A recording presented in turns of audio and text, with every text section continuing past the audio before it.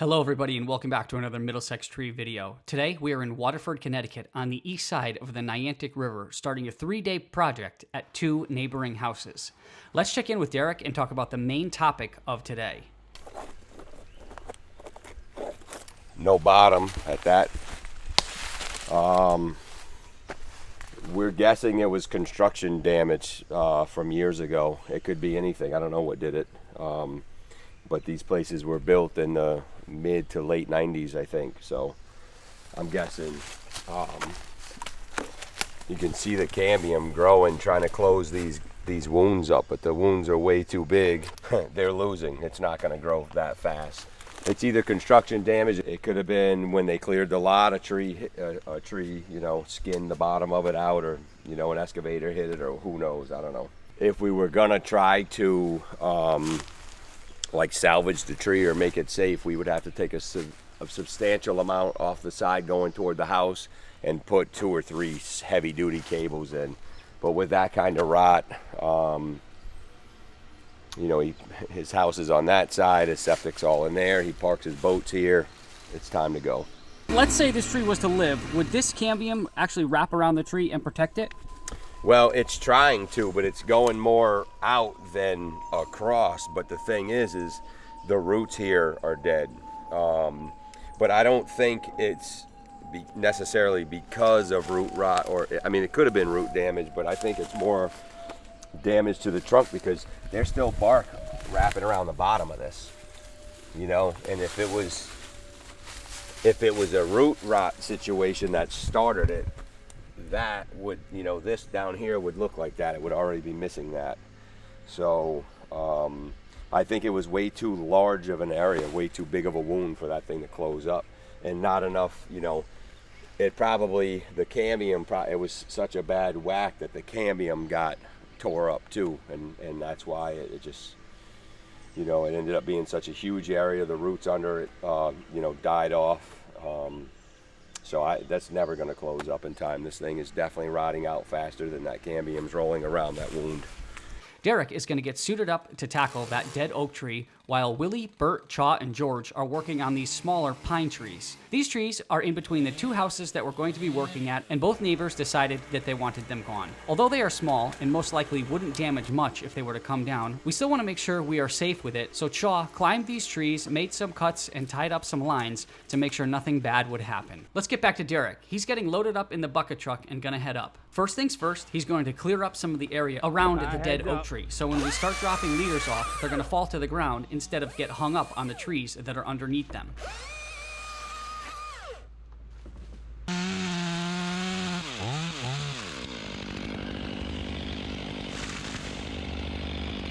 He said anything can go, so that sassafras is going to end up going. We're going to end up doing that white oak too, but I think we might be able to just almost just send that right where the bucket is. All that should move right out the way, but he said there's probably nails in the bottom because they've been nailing to it, so we'll find out. We'll find out. Dump that birch that way, and then I'll push the maple and dump that whole thing that way.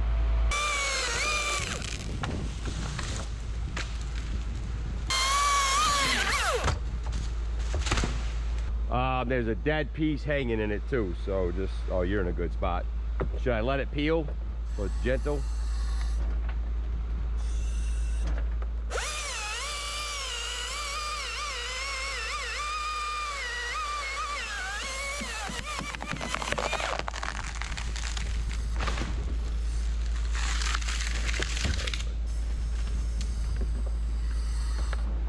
As Derek makes his way up the tree, Willie is going to take down a couple of smaller trees in their entirety on the sides of the oak. Meanwhile, Bert is running the dingo back and forth, chipping the pine trees that we cut from the side of the property. What's the plan of attack next? Going back up here? Yeah, I got that big piece of wood tied. That's why I grabbed the 500. Yep.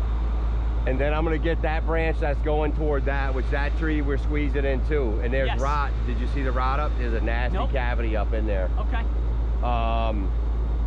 See this one that's that big lead going in the other tree? I think that's probably the worst lead. Well, the worst lead on this side. Gotcha. I think I'll just tie it as far out as I can and put a tagline on it. We're gonna have to have somebody on a dingo or whatever, you know? Gotcha. At this point, it's time to get the chip truck and the chipper into the backyard, as we've got plenty of debris on the ground in the area and we need to start picking it up. There's a lot of leaders coming off this big oak. We're going to be chipping a lot of them, and a lot is going to be used for firewood.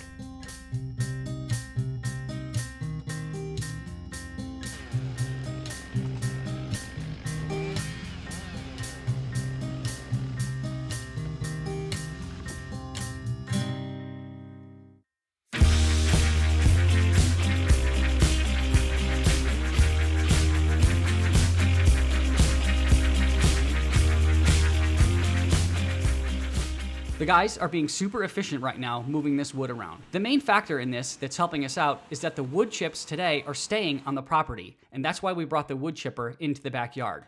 We're going to make a nice pile for the homeowner who has plans to do something with them.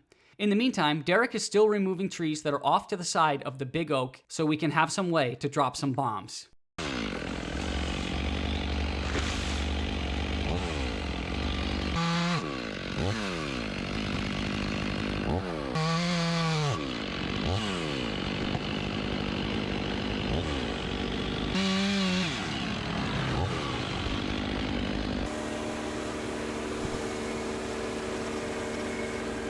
A lot of the smaller firewood is staying on this job, but I'd say with the next 2 days, if we're not rained out, I don't know what's gonna happen. Yeah, I saw that. But you want some firewood if I'm back here tomorrow, the next day, or in the near future? Okay. Okay. All right, I'll bring you some of the smaller as soon as I'm back over here. But this, I think a lot of the smaller staying here on this one. I got 2 big jobs next door to each other, so I got another solid 2 days worth of takedowns.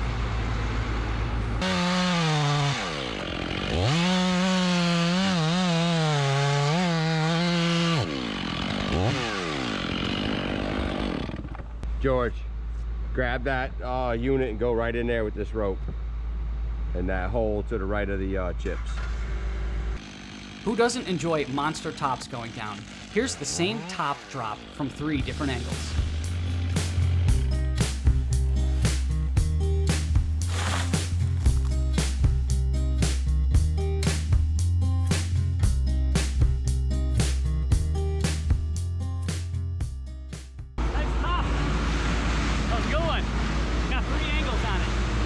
All right, we could probably send that whole fucking log hole right where George is.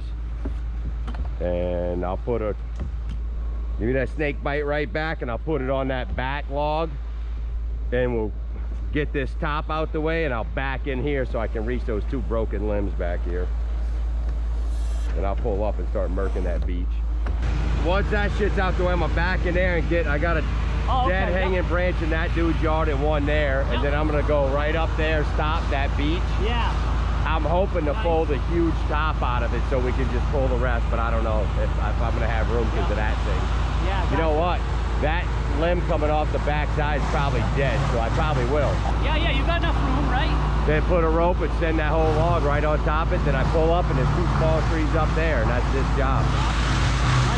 And the chips are staying there, all that firewood staying over there next to the chips, and then fucking these big logs I gotta get out to the road and probably throw one hunk of shit, you know, load on and throw somewhere.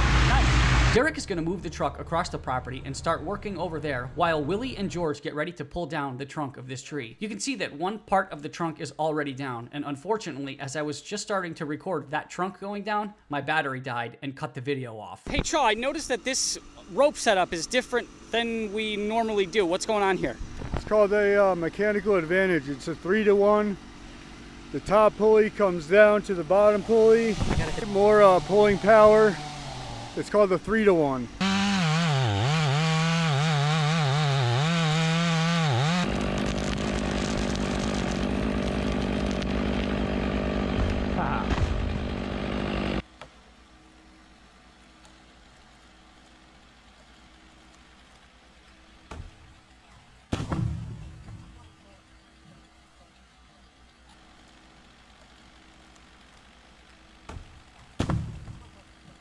With these trunks on the ground, the guys are going to get them ready and cut them up into 8/8 to get ready to ship off.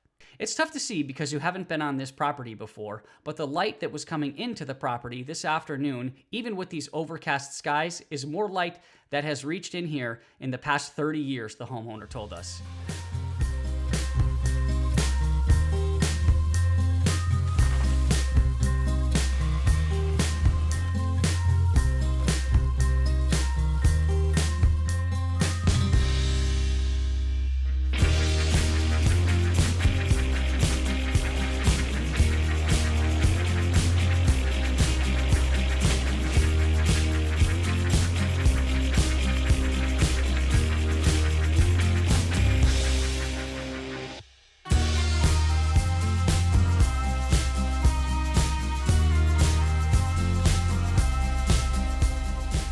Last little two guys on the ground just so we could chip everything. All right, what and other then two guys? if you beat me first or I beat you or whatever, take the 460 and we'll can take 3 feet off that prick right there. All right, and then we gotta drop that birch too. Yep. I'll do that if you want to do that. All right. And again, Derek is going to move the truck and start pruning up some trees just a little bit up the hill from where he was. Yeah. Just got my first bee sting of the season. Oh, he got me good, bro.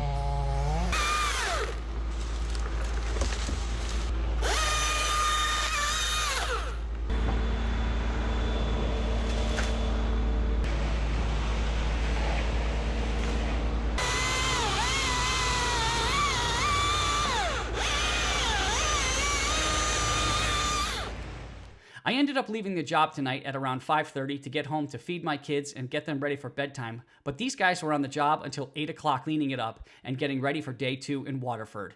That video will be published soon. Thank you for watching and see you next time.